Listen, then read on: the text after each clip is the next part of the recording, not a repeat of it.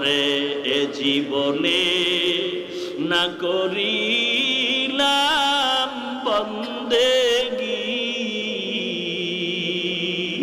গুনাহ করে কাটাইলাম জিন্দেগি, গুনাহ করে কাটাইলাম জিন্দেগি। তওবা করে আবার তওবা ভাঙ্গিলাম, তওবা করে আবার তওবা ভাঙ্গিলাম। অবশেষে খাঁটি তওবা করিলাম, অবশেষে খাঁটি তওবা করিলাম। আল্লাহর কাছে খাঁটি অন্তরে তওবা করো রে যুবক ও পর্দার আড়ালের মা ও বৃদ্ধ বাবাজিরা, দুনিয়াটা কিছুই না।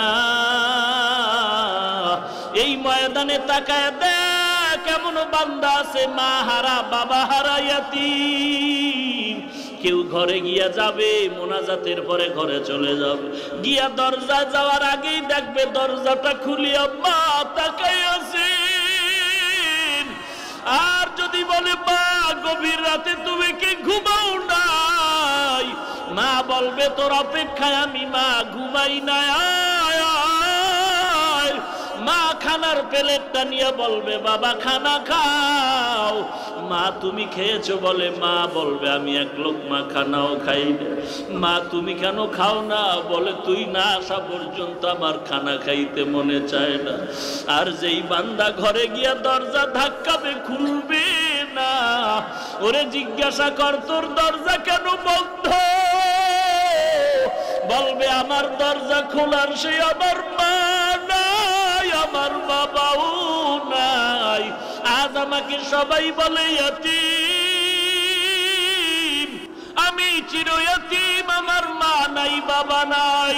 যুবক ঈদের নামাজে যায়, নামাজ পড়ে সবাই আনন্দের বাড়ি রাস্তা খায় ঘুরতেছে, আর এক যুবক কবরের কিনারায় দাঁড়ায় দাঁড়ায় কান্না করে।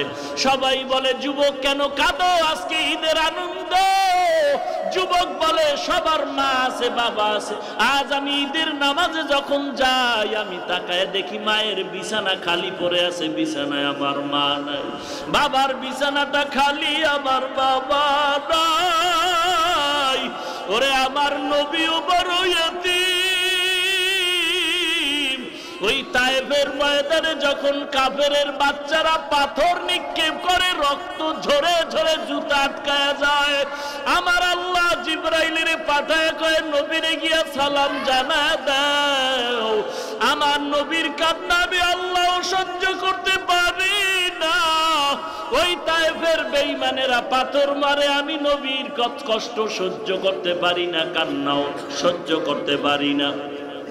আল্লাহর নবীর কান্না, আসমান কাঁদে জমিন কাঁদে। জিবরাইল বলে নবী ওই তায়েফের বেঈমানেরা পাথর মারে, অর্ডার দেন আমি জমিনটা উল্টায় দেই। কেমন মায়ার নবী আমার, কেমন দয়ার নবী আমার। আমার নবী কাঁদে আর বলে জিবরাইল এদেরকে মারিও না, এরা আমি নবীর এখনো চিনে না। যদি চিনতো আমারে আর কখনো পাথর মারতো না। যেই নবীর শরীরের মধ্যে মশা মাছি পড়া হারাম, ওই নবীর শরীরের ভিতরে পাথর পড়তেছে বৃষ্টির মতো পাথরের আঘাত।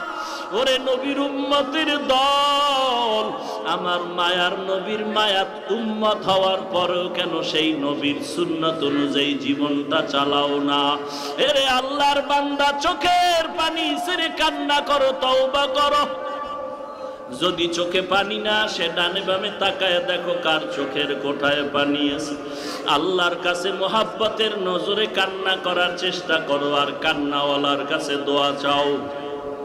কান্নাওয়ালার দোয়া কখনো আল্লাহ খালি হাতে ফিরাইয়া দিবেন। বলো কান্নাওয়ালা ভাই, আমার কপাল খারাপ, গুনার কারণে দিলটা পাথরের মতো শক্ত, চোখে পানি নাই। ওরে কান্নাওয়ালা ভাই, তোমার কপাল ভালো, তোমার উপরে আল্লাহর বড় রহমত, তোমার উপরে আল্লাহর বড় দয়া। তোমার চোখে পানি, আমার চোখে পানিও নাই, গুনার কারণে আমার দিলটা পাথর। এরে আল্লাহর বান্দা, দুনিয়ার ঘরে যদি আগুন লাগে, পানি ছাড়া যেমন ঠান্ডা করা যাবে না, ওরে গুনাহগারের কবরে যদি জাহান্নামের আগুন জ্বলিয়া থাকে, ওই কবরের জাহান্নামের আগুন চোখের পানি ছাড়া ঠান্ডা করা যাবে না রে বাবা। মাথাটা নত করে আল্লাহর কাছে বলো, আল্লাহ কান্নাওয়ালা চক্ষু দান করো, কান্নাওয়ালা চক্ষু দান করো, কান্নাওয়ালা চক্ষু দান করো আল্লাহ। আর জীবনে গুনাহ করব না, নবীর সুন্নতের জবাই করব না। মরণ থেকে যতই পালাও, মরণ তোমায় নিবে ঘিরি, যদিও সুদূর আকাশ পানে লুকাও, সেথায় লাগিয়ে সিঁড়ি। নদী পথে নৌকা চালাও ও মাঝি ভাই, বেলা ডোবার আগে আমি ওপার উঠতে চাই। ডুবে গেলে বেলা রে আর উঠে না, ভেঙে গেলে বেলা রে আর জমে না। এক সময় মাঠে খেলাধুলা করতাম ছাত্র ভাই, আজকে সেই খেলার মাঠের বন্ধু বান্ধব একজন আর খবরও জানি না, মোবাইলও পাই না, কই আছে। মাঝে মাঝে বালিশে মাথা লাগায় চিন্তা করি সেই ছোটবেলার খেলা, কত আনন্দের সেই রাত, কত সে আনন্দের দিন। এলাকার বন্ধু বান্ধব কত, একই বাড়ির পাশের মানুষ নিয়ে যুবকেরা আমরা খেলতাম, বাচ্চারা 12 বছর 10 বছর হয়ে গেল, সেই খেলার বন্ধু কাউকে খুঁজিয়া পাই না, খবরও জানি না, কই আছে, মোবাইল নেই। লেখাপড়ার টেবিলে কত বন্ধু বান্ধব আমার ছিল, একটা কিছু খাইলে তাকে না দিয়া খাইতাম না, ওই বন্ধু আমারে না দিয়া খাইতো না। কোথাও ঘুরতে গেলে একত্রে যাইতাম, আজকে সেই বন্ধুরা কে কোথায় গেল একবারও খবর নিতে পারলাম না। আমার ব্যস্ততা আমি, বন্ধু তার ব্যস্ততায় সে ব্যস্ত। কোথায় গেল সে আমার আপন? আজকে আমার পার্শ্বে যারা আছে, আমি এখন আমার নিজের চিন্তায় ব্যস্ত হয়ে পড়েছি। কোথায় গেল আমার দাদা, কোথায় গেল দাদি, কোথায় নানা নানি চলে গেল, কোথায় আমার সে ছাত্র ভাই, কোথায় আমার খেলার জিন্দেগির বন্ধু, কোথায় চলে গেল? এক এক করে সবাই যাচ্ছে, খবর নাই। এমন একদিন জমিনে মাইকে মসজিদে মুয়াজ্জিন বলবে, অমুক বান্দাও জমিনের মধ্যে নাই। বিদায়ের ঘন্টায় বাড়ি পড়ে যাবে। রাতের বেলা ঘুমায় গেলাম, দরজা বন্ধ, বাতি বন্ধ হয়ে গেল। সকালবেলা মা ডাকতে আসলো, বাবা ওঠ আর ঘুমাইস না, সকাল হয়ে গেল। মায়ের দরজায় ধাক্কা দেয়, অন্যদিন এক ডাকে দরজা খুলে, আজকে 13টা ডাক দিল, দরজা খুলে না। মায়ের মনে দাগ কেটে গেল, কি ব্যাপার? মা চিন্তা ভাবনা করে দরজারে জোরে ধাক্কা দিছে, খুলে গেল। এরে বাবা, তুই এত ঘুমাও। শরীরের মধ্যে একটু হাতটা লাগায়, মৃদু ধাক্কা দিয়া দেখে পুরো বডিটা কাঠের মতো শক্ত হয়ে গেছে। হাতটা লাগায় দেখে পুরো বডি ঠান্ডা বরফের মতো হয়ে গেছে। মায়ের আর বুঝার বাকি নাই, চিৎকার দিয়া কয়, তোরা কোথায় আছো? আবার বাবাই জমিনে নাই। এবার সবাই দৌড়ে এসে দেখে নাই, গতকালকে মাঠে ছিল। এখন সবাই কান্না করে, কেউ দৌড়ায়, তাড়াতাড়ি ইমাম সাহেবের খবর দাও, জানাজা না পড়ায় যেন কোথাও না যায়। দৌড়াচ্ছে বাঁশ বাগানে, তাড়াতাড়ি বাঁশ কাটার ব্যবস্থা কর। কেউ দৌড়াচ্ছে বাঁশ বাগানে, কবরটা খনন কর। কেউ দৌড়াচ্ছে গরম পানি রেডি কর। জীবনের শেষ গোসল বড়ই পাতা দিয়া গরম পানি দিয়া রেডি করে দাও। তুমি আমি আর কথা বলতে পারি না, তাকায়া দেখতেছি। ওরে আল্লাহর বান্দা, আমার জন্য গরম পানি রেডি হয়ে যাচ্ছে, আমার জন্য কবর রেডি হয়ে যাচ্ছে, খাটিয়া আনার জন্য লোক দৌড়াচ্ছে। আমার মা তখন আমাকে নিয়ে যায়, মা শেষবারের মতো কয়, আর একটু নজর দেখায় যা, বাবারে নিয়ে যাইছে। জানাজা পড়ায় চিরবিদায়, বাবা কবরের কিনারায় দাঁড়ায় দাঁড়ায় কান্না করে। খানা খাইতে গেল কাঁদে, মা খানা খায় না, সন্তানের চিন্তা। এত বড় আনন্দের ঈদ, মায়ের মনে কোনো আনন্দ নাই। আমার সন্তান নাই, আমার জীবনের আনন্দ নিমিষেই মিটে গেল। এরে সন্তান, কিসের দুনিয়ার পাগল? যদি ছাত্রদের মধ্যে আদর্শ ছাত্র হয়ে যাইতে পারো, সব ছাত্ররা দোয়া করবে, শিক্ষকেরা দোয়া করবে। আমার এই ছাত্র ভাইটা, আমরা যত গুনার আড্ডা দিতাম, কিন্তু ওরে দেখতাম সময় মতো গিয়া নামাজটা পড়ছে। আমরা যত আড্ডা দিতাম, ও দূরে থাকতো, আসতে চাইতো না, বড় ভদ্র, কোনো আড্ডা দিত না, কোনো মেয়ের সাথে কথা বলতো না। শিক্ষকেরাও বলে ছাত্রটা বড় ভালো ছিল, আমাদের কখনো বেয়াদবিমূলক আমাদের সাথে আচরণ করে নেই। সবাই দিল ভরে কাঁদে আর দোয়া করে। আর যদি তোর জীবনটা এমন হয়, এলাকার সবাই বলবে ও মরে গেছে, ভালো হয়েছে, কারণ আলেমরে গালি দিত, ইমামরে গালি দিত, শিক্ষকের বিরুদ্ধে আন্দোলন করত। ও মরে যাওয়াটা আমাদের এলাকার শান্তি হয়ে গেল, ধন্য কপাল তোর নষ্ট হয়ে গেল। এরে যুবক, ওই কবরে যাওয়ার পরে প্রশ্ন তিনটা রেডি করিয়া তারপরে যা। রবের পরিচয়টা ঠিক করিয়া কবরে যা, ধর্ম তোর কোনটা তাও পরিচয় নিয়ে কবরে যা। কোন ধর্মের বান্দা তুই নির্ণয় কর, কোন রবের তুই গোলাম নির্ণয় করে কবরে যা। তোর নবীকে, তাকেও চিনিয়া ল।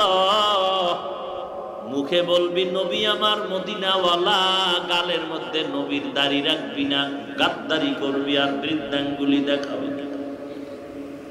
আল্লাহ তাআলা কিন্তু করায় ঘন্টায় হিসাব নিয়ে তোর পাশে আর একটা ভাইরে দাঁড় করায় দেখায় বলবে, দেখ তুইও স্কুল কলেজ ভার্সিটিতে পড়ছো, এই ছেলেটা স্কুল কলেজ ভার্সিটিতে পড়েছে। তুই নামাজ পড়ো নাই, দাড়ি রাখো নাই, এই ছেলে স্কুল কলেজ ভার্সিটিতে পড়িয়া দাড়ি কাটে নাই, নামাজ ছাড়ে নাই। নাই নাই, তুই কেন পারো না? রে যুবক, ও ব্যবসায়ী ভাই, তোমার মতো কত ব্যবসায়ী নামাজ ছাড়ে না, নামাজের সময় দোকানের ঝাপটা ফালায়, শাটার ফালায় মসজিদে গিয়া হাজির। এ ব্যবসায়ী ভাই, তুই কেন পারো না? জবাব দিতে হবে, আল্লাহর দরবারে পালাবার জায়গা নেই। তোমার মতো যুবক ড্রাইভারি করে, নামাজের সময় নামাজ পড়ে। তোমার মতো আমার মতো বহু যুবক আজকে কোটি টাকার ব্যবসা করে, এক টাকাও হারাম খায় না। তুমি কেন পারো না? আল্লাহর কাছে জবাব দিতে হবে, পালাবার কোনো রাস্তা খুঁজে পাবা না রে মুমিন। অতএব তওবা করে নাও, জাহান্নামের আযাব সহ্য করতে পারবি না রে বান্দা। চোখ দুটো বন্ধ করে একটু গুনাহের দিকে তাকায় দেখ। গুনাহগারের জন্য জাহান্নাম আল্লাহর কোরআনের আওয়াজ, নেক আমলওয়ালার জন্য জান্নাত আল্লাহর কোরআনেরই ঘোষণা। অতএব বান্দা, পুলিশে একটা বেতের বাড়ি দিলে কষ্ট পাই, সহ্য করতে পারি না। আর গুনাহগারের জন্য নবী বলেন, কবরের দুই পার্শ্বের মাটি জোরে চাপ দিবে, চাপের কারণে পাজরের হাড় চূর্ণ বিচূর্ণ হয়ে যাবে। এরে আল্লাহর গোলাম, সহ্য এক সেকেন্ডের আযাব সহ্য করার শক্তি নাই। তুমি আমি বড় দুর্বল। একটা বান্দারে পুলিশে ধরিয়া ইচ্ছা রকম পিটাচ্ছে, চোখে পানি নাই। আর একজন আলেম বয়ান করে, ময়দানের 200 হাত পেছনে বসে এক যুবক হাউ মাউ করে কান্না করে। একটু চিন্তা করে দেখ, পুলিশে পিটায় কাঁদে না, এক আলেম বয়ান করে, পেছনে বসে এক যুবক কান্না করে, চিল্লায় চিল্লায় কাঁদে। একটু চিন্তা করে দেখ, এই ময়দানটার দাম কত, কোরআনের বরকত কত। ওর অন্তরে যখন জাহান্নামের ছবিটা এসে গেল, আযাবের ভয় অন্তরে ঢুকে গেল, তখন নিজের গুনার সাথে আর আযাবের সাথে মিলাইতে গেল। মিলাইয়া দেখে আমার মতো পাপী বান্দা জগতে আর কেউ নাই। যুবক এমন কোন গুনাহ নাই করে নাই, এলাকার মানুষ তারে রশি দিয়া বাইদা সবাই জঙ্গলে ফালায় দিল, এর মতো খারাপ মানুষ নাই এলাকার থেকে বিতাড়িত। জঙ্গলে যুবকের হাতে পায়ে বেঁধে ফেলে দেওয়ার পর জামানার নবী মুসা আল্লাহ জিজ্ঞেস করলেন,